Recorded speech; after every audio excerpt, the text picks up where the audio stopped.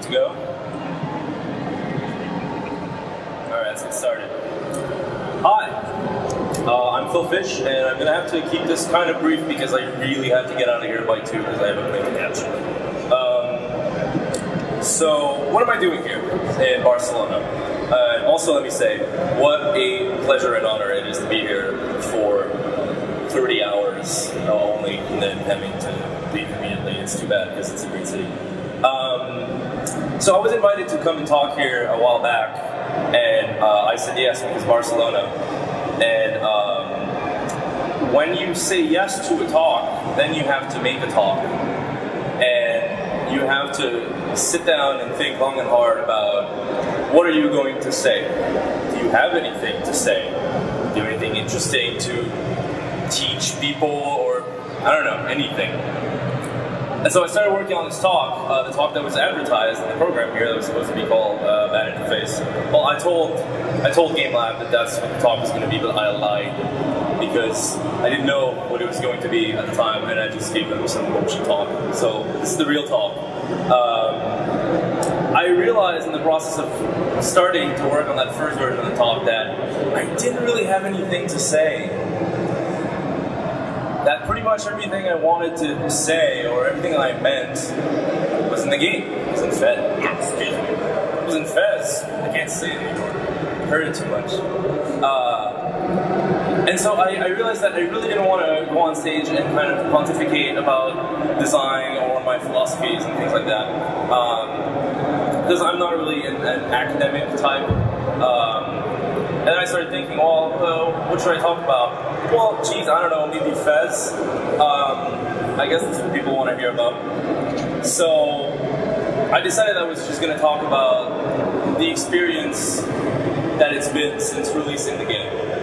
So basically, this isn't a postpartum talk. This isn't a postmortem talk.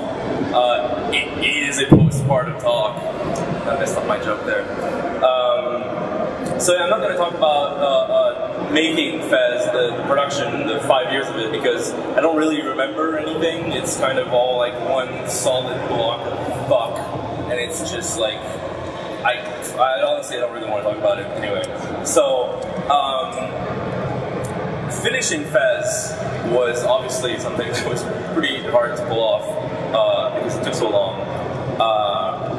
You know when you see those videos of like triathletes that are finishing a race, but like they're a meter away from the finishing line and their body just shuts down and they shit their pants and they vomit, and then they need that like that space blanket that they use on the shuttle to warm their bodies because their bodies are just like shutting down. That's how it felt like. The last year of development, we always thought we were like a month away from being done. Like we kept telling dates to Microsoft, like, oh yeah, we're totally done. It just misses a few more things. And then we needed more time, needed more time. And it was just like the carrot at the end of the stick was, you know, at the end of the stick, and it stayed there. You never really got to it. So that was pretty frustrating, and it was, you know, obviously there was a lot of anticipation that people were getting really impatient, and we were getting nervous about maybe taking too long, maybe people weren't going to be interested in Fez anymore. But you know, eventually we pulled it off, and that was weird because one morning you wake up and you just kind of have nothing to do anymore. You go from like doing the same stuff all day, every day for 5 years, and one day you're not allowed to touch it anymore. It's like it's content locked and it's going through certification or something, and you just have to like find something else to do. So what came after finishing the game, before it came out, was promoting it. Obviously we had a lot of hype for a long time with, you know, the IGF and all the good press that we've been getting for a long time. But I felt like we weren't really communicating what the game was really about. Like, everybody knew that it did the rotating thing and that you jumped around and all that. But I felt we weren't really communicating the feel of the game. We wanted to showcase like the ambience and music and just kind of how it feels to spend time in that world, because that was such a big part of the design of the game, to make an appealing world that people want to spend time in. And that's when we came up with the idea of the long trailer, which is basically just a very slow rotation around the level that plays out for a minute and a half. They were all each like longer and slower than the last. And you just heard the music, and you heard like the crickets, and you saw the daylight cycle, and it was kind of, it didn't really showcase the gameplay or the puzzles or how it played really even, but I felt like it communicated the soul of the game, and I think it worked pretty well. You know, they got a decent amount of views, and they got posted pretty much every time on every vlog, so that worked out nice. And another thing that we were extremely lucky to have to help promote the game is obviously in the movie. Can't not mention that. It was by an incredible amount of chance that the movie started playing around festivals and things like that really close to the release of the game. Like, we didn't plan for it. The movie was supposed to come out like a year ago. It took way longer, and then the game took way longer. We just really didn't think that they were going to align like that, but then they did, and it's kind of unbelievable. If you allow me to be a little bit cynical for a moment, like, you can't buy advertising like that. Even if you have like $1 million to spend on advertising, there's no way you can. It's just like, we really, really lucked out being put in that movie.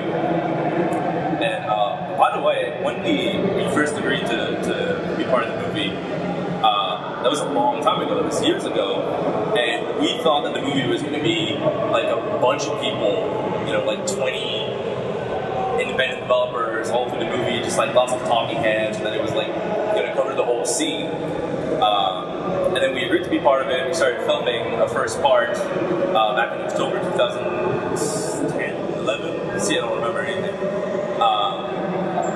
And then it was decided that they were going to tag along with us at PAX East, and then all that bullshit happened, and you know, I had cameras pointing at me the whole time, and it was kind of horrible in a lot of ways, because even though I think the whole experience of being part of the movie and the movie existing at all is very, very positive. It's kind of weird now that it's actually out and a lot of people are seeing it, because they're only seeing like this very, very weird, precise version of myself that only existed for about a week at PAX East, and it was the worst fucking week of my life. It was like a 5-day panic attack, and I was just freaking out the whole time, and I had a camera pointed at me the entire time. And every time that they saw that I was like about to fucking lose it, they're like, "Okay, Phil, we need to talk to you now. You know why it's important that we catch you like in these moments?" And I was like, "No, leave me alone. This is like, I'm really not in a good mood." But then we kind of had to do it. It was like, I'm not gonna screw up their movie. I said I was gonna be part of it, and then that was kind of like, that's the only thing I did basically, was just like give them access and allow them to kind of tag along. I just, lived out my life as I would have normally. But then there were cameras, and now people only see me as this like insane maniac, murderous, raging lunatic guy.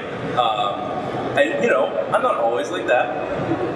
I met a whole bunch of people last night, and we went out and we partied, and they were like, "It's really nice to see that you're not always super depressed." I'm like, yeah, no, like that was just one really dark period in my life that is now immortalized for everybody to see, so that's good.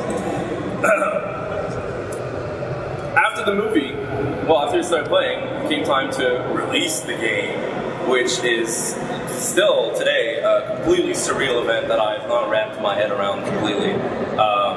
It's really hard to explain the feeling of waking up that one morning and you just like get an email that tells you that it's out there, and then it's out there, that's it. Like, you don't have a box or like anything to hold on to. It's like, oh, let's see, it exists, we made this. It's just an email. Somebody just like flipped a switch on a server somewhere and the game appeared. But then we start getting emails, we start getting tweets, we start seeing reviews, and it's the weirdest feeling to have this thing that is so close to you, that is so personal, that you kept like all to yourself all these years, and we were only showing like little parts of it here and there, is now available for everybody to play. All of it. Like, I can't control what they see or what they do, or if they get stuck or anything. It's like giving birth. Like, it's like giving birth and sending your school your kid to school for the first time all at once. Like it comes out of you right away, and then you just, boop, all right, good luck. It's not mine anymore. I can't touch it. I can't modify it anymore. It's what it is forever. And it really doesn't hit you at first. Like, I don't know if it's really hit me yet, because it's so intangible that this game is now finished and exists.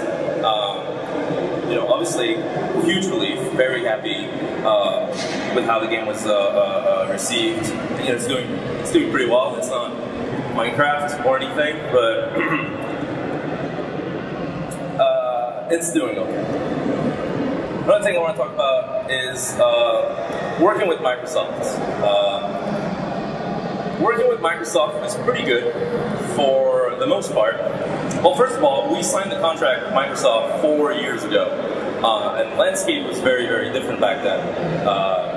You know, like iPads didn't even exist. And at the time, Microsoft was the clear market leader. It was the place you wanted to be, and we were, and we still are super lucky that we got a spot on Xbox Live Arcade. They were really good working with us. I think they understood who they were dealing with, that it was just two guys, and that they weren't like super veterans, and that they just kind of like had no money and were doing this out of love, basically. And they understood that it was kind of a personal project, and that they were completely hands-off all through development. They never tried to change anything or steer the game in one direction or the other. They let us make the game that we wanted to make, and so that I'm super grateful. And then when it came to actually releasing the game, it's kind of shitty because you don't control the date or the price. Both of these things are decided by Microsoft. You get input, they'll ask you like, hey, what do you want? And basically like your producer, the guy you work with, has to go pitch these dates and prices to like the dashboard team, completely separate from the production team, and they have meetings and they decide like, yes, this is a good date, this is a good price. We basically had 2 slots open that were available for us to release. One was the day of release, Friday the 13th, and the other one was like March 30th. And March 30th was after Arcade Next, the promotion that Microsoft had a while back that had Trials of Minecraft in it. And I really didn't want to come out after Trials of Minecraft. So we pretty much insisted to come out on April 30th, and we asked for the 800 point price point, and they gave it to us. So that was pretty cool. We basically got what we wanted. The game came out ahead of the 2 crazy record-breaking juggernauts, and we got to sell, to this day, like most of the units we sold were before that period, because, you know, the long tail of the game was basically like that. But now there's this whole patch thing, and it's kind of a nightmare. It's this whole certification process that Microsoft has, which is in place to ensure that, you know, there's a certain level of quality in the games, and they don't want games to be like constantly patched all the time, and I understand the reasoning for that. But god damn it, it takes forever, it costs a fortune, you have to pay them for it, and it doesn't work because there's still bugs in the game after they say that there's no bugs left in it. So, you know, the first time that, well, when the game came out, a small percentage of users were having issues with the game, and of course they become a very, very vocal minority, and then everybody thinks that it happens to everybody, but it's like less than 1%. So we started working on a patch to fix a couple of these issues and like frame rates and things like that. And we tried to certify it, and it fails, and then we try again, and then this time they say it's okay, and then the patch comes out, and then it deletes everybody's stuff. Well then no, like less than 1%, but now everybody thinks it's like absolutely everybody. The first patch, Microsoft kind of gave us a free patch, basically, because you're normally supposed to pay for patches, because every time you patch a game on Xbox Live Arcade, you have to recertify the game, and then they charge you for that, and it's $40,000. So the first patch was free, and then we released the patch, and then, you know, killed people's babies. Then Microsoft immediately pulled it off the marketplace, and now we have to make another patch, and this time we have to pay for it, which sucks. Because we already owe Microsoft a lot of money for localization and, you test kits and dev kits. These things cost a fortune for reasons I cannot. Like a dev kit, a Microsoft dev kit costs $10,000, and it's an Xbox. It's just a fucking Xbox. And somebody at Microsoft just arbitrarily decided, like, how much would you charge developers for this thing? I don't know, 10,000. All right.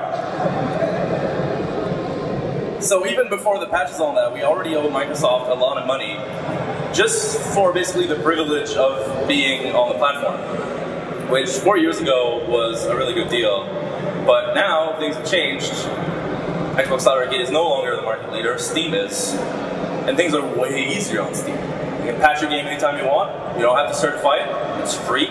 You don't have to pay anything to release your game in the first place. You get to control your price point, you get to release whatever you want, you get to do dynamic sales, you get to do bundles, you get to expand your game, you get to add content, which is something you're not allowed to do on an Xbox Live Arcade game. You're not allowed to just like release an add-on or something like that, except Minecraft.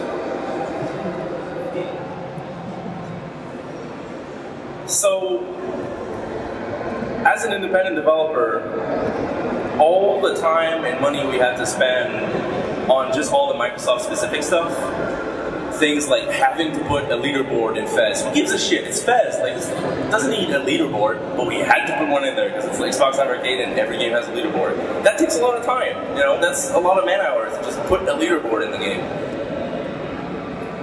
It just doesn't make as much sense anymore. The situation with certification and the costs associated with that are just, I'm going to weight my word carefully here because I don't want people on the internet to misquote me everywhere, is not ideal. I really hope that they kind of change the way they do business next generation because, I mean, they're getting their ass kicked by Steam right now, so I can't imagine that they're looking at it and saying like, oh, well, everything you guys are doing is dumb and we're going to keep doing exactly what we're doing because, man. So now what? The game's out. Reviews are out, it's kind of calm right now. What do you do? What do you do after releasing a game like Fez? Well, first of all, it's been like 6 months or so since I was working on the game because it gets locked design and content-wise way before it's actually done, and then it was all Vinod doing like debugging. I was just kind of taking it easy for a long time because I was burned the fuck out. I don't know if you've ever been in a burnout, but it's terrible. You're always like half sick, food doesn't taste good anymore, you don't care about anything, and it's horrible. And it probably never goes away or something. So I was just kind of relaxing and not working on stuff. And for the longest time, a lot of my friends that have all released like big independent games were all warning me about the impending postpartum depression that was going to surely happen to me the moment the game came out. Which to me sounded crazy because I was pretty depressed the whole time I was making the game and I just wanted to get it over with. And to me it was like the light at the end of the tunnel. I could be more excited to be done and moving on. I was like, this is crazy, why would I get depressed? And so I wasn't for a pretty long time. Until I tried to get back to work on something else. And I can't work anymore. It's just like I'm hitting this wall, and that's kind of depressing me now. That's the part where I realize that like, oh yeah, no, I'm still super exhausted and kind of like almost traumatized from the process of making this game, and I don't know if I want to get started on another one right away. But I do. I want to create. I have like all these ideas, and I want to, make things that aren't Fez for once. I want to make smaller games, systemic games, like arcadey things. And I have all these ideas that have been piling up the whole time I was working on Fez. I couldn't do anything else. And so I really want to get started on something else. It's being really frustrating right now because I don't know. They're right. There's like, it takes a long time before you can get back to a normal life. But first of all, just like the transition, the adjustment from going from like years of crunch and no social life and like all you do is work to all of a sudden like, oh, there's 24 hours in a day. What the fuck am I going to do with myself? It's an adjustment. You have to kind of learn to live again. But I'm gonna keep going because really, what else am I gonna do? I don't have any kind of applicable skills in real life. I just have ideas, So I'm gonna keep making games. I've said many times in Development Fest that it was gonna be the last game I ever made because fuck games, and I was just gonna become like a furniture designer or something. Like work with materials and like wood and tools and get dirty and like real physical things that exist for years and won't just like disappear the day Xbox Live goes down. You know, things like that. And it's been pretty hard dealing with, you know, all the million bullshit controversies I always find myself involved with because I have a big dumb mouth and I don't have a filter and I just say things and then people quote me on them and then I'm a big fat racist, which is pretty shitty. Like we still get, you know, we get a lot of emails from fans that are like, oh, thank you for making this game, it's really good, you're awesome. And those kind of just go way over your head, and then like one asshole on Twitter is like, suck. And I'm like, oh, you're right, I suck so much, why am I doing anything? And I was getting like so much hate for, you know, the IGF, which we clearly cheated at, and the whole Japan thing, and then a million other things. I had to basically like, you know, get off Twitter, stop doing interviews. I haven't given a single interview since the game came out. This is only the second time I do any kind of public speaking. The one was in Sweden a month ago. And I'm probably going to be taking a break after this one because it's fucking exhausting giving talks like that. It's stressful and, you know, you realize you don't have anything to say and then you hate yourself. But you get to travel and that's fun. Yeah, that's pretty much it. Oh yeah, I had a little closing comment here. Fuck the haters.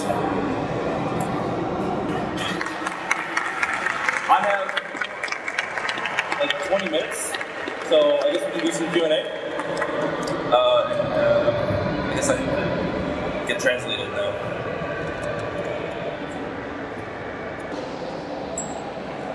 Hi. You have spoken about your bad experience with XBLA, with Microsoft. Do you think about releasing the game in Steam then? Or this is something that, as you say in the movie, is not a peace experience and all of that? Maybe. We are looking at, oh, this is really weird, I hear myself super loud. We are looking at porting the game to different platforms, but there's nothing concrete about it, so we won't say which ones, just to be a big tease. But yeah, of course, I want the game to be on everything. Like, I don't want to be stuck on Xbox Live Arcade. Like, I spent 5 years of my life working on this. I want everybody to play it. I want, you know, everybody.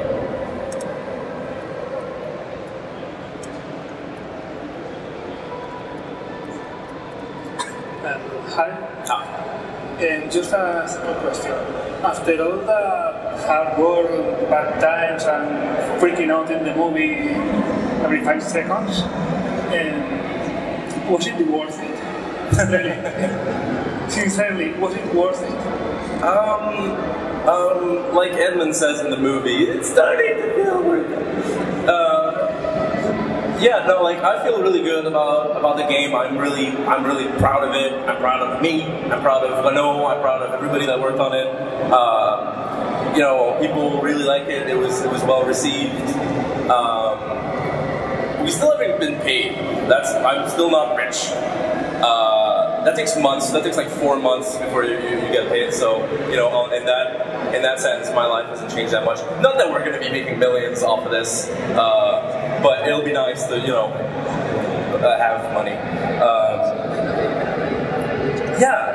It was definitely worth it. For a long time, it felt like it wasn't. Well, first of all, we didn't know if it was going to work out, if it was going to come out at all. For a while there, it looked like it was just going to die, and then, you know, you wasted all these years and you have nothing to show for them. But then, you know, it actually came out, and yeah, it was totally worth it. Would I do it again? Knowing what I know now, maybe not. But I wouldn't know what I know now, so I would do it again.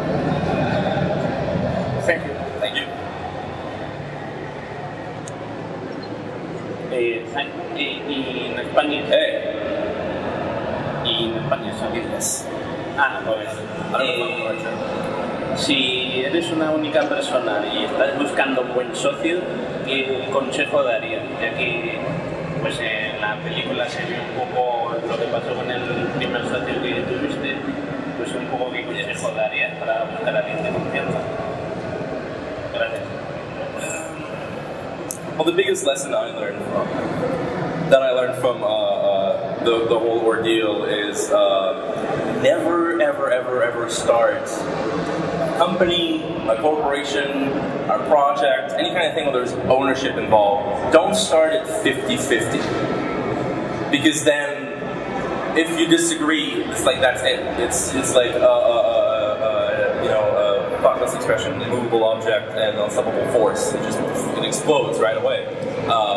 And being total novices and not knowing anything about like running and owning a company, I still don't. I'm a CEO. I have no idea what I'm doing, but I own a corporation. We didn't know what we were doing, so we didn't have like a shotgun clause in our contract basically that says like, oh, if we come to a disagreement, one of us has authority over certain areas. We didn't have anything like that, and we came to a pretty big disagreement, and then that was it. That was just like a disagreement that just stayed a disagreement for a long time, and it was kind of stalling the game. So definitely, if you're going to get involved with somebody with something that might make money or something like that, I don't know, go get like a training course and like I'm sure there's like resources and like educate yourself about what it means to own a company with somebody else and how it works and what are the rules, because yeah, biggest mistake of my life. Also make sure they're not assholes. Hi. In the movie you say that Mario, Zelda and Tetris were the perfect trifecta when you started to play. What would be the 21st century perfect trifecta or the modern perfect trifecta? They're kind of old now. They're all eco game. They're all PlayStation 2 games, but my like modern trifecta of games that really changed the way I looked at games would be Rez, Katamari Damacy, and Ico. I think those three PS2 games are like still to this day some of the best examples of what games can do, and they're weird and original and beautiful and timeless. I think people are going to be playing these games for a long, long time. I think. And I can't really think of anything more modern than that, like from the Xbox 360, PS3 era. I don't know, 3 Gears of Wars? That's a joke.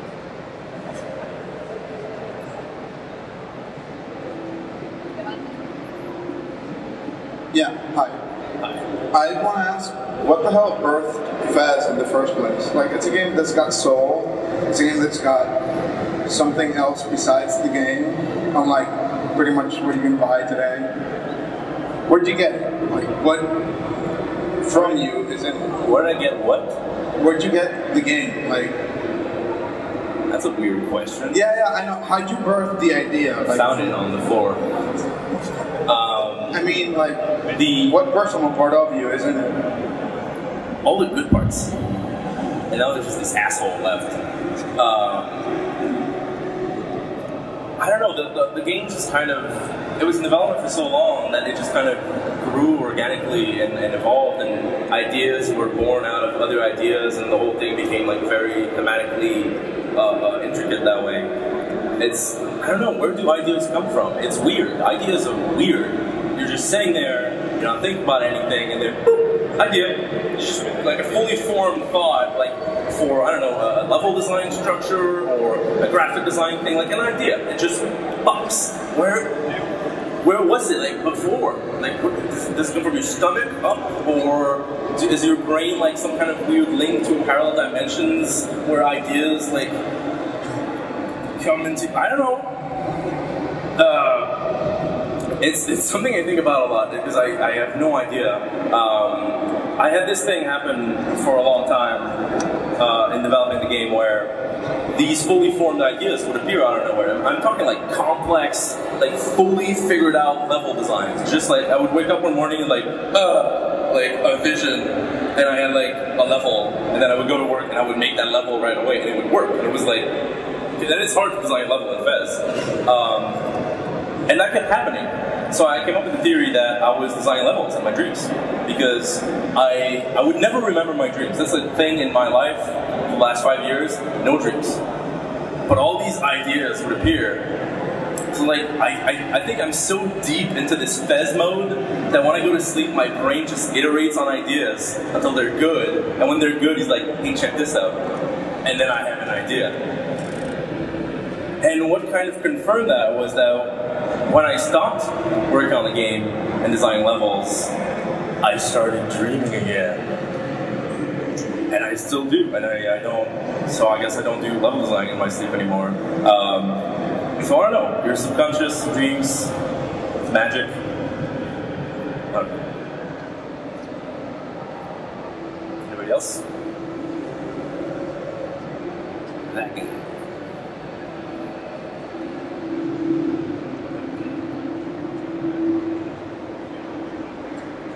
Hello. Hi. Fez have been 5 years of your life, and you said you had more ideas, you wrote down, and you're trying to make something else. Do you feel when trying to develop any idea that Fez mixes with that? I mean, let's make a game about that thing, and you can protect the world. Sorry, what? You have an idea, you develop that, but something in Fez mixes with that. I mean, let's make a game about this and this and this, and hey, you can rotate the walls too. Does Fez mixes with your new ideas now that it's been a large part of your life? The new ideas are actually not new, really. They're kind of, I'm working on 2 games right now with a couple of friends. And they're both like, one of them is an idea I had like 8 years ago. And I just like, I always think about it all the time, and it's just been iterated upon again in my mind for years and years and years. And I just recently started working on it with a friend of mine, and it's kind of a huge relief. And this other game I'm working on is a game that I started a while back during Fez, and like I couldn't work on I couldn't work on 2 games at once back then, so it just kind of died. But like I'm still having, it's kind of weird deciding which game you're gonna like dedicate yourself to. It's like right now there's 100 ideas, and I know I can't do them all at once, and I know some of them are pretty ambitious and will probably take years. It's kind of really daunting. I don't think I'm answering your question very well, but that's all you'll get. I'm sorry.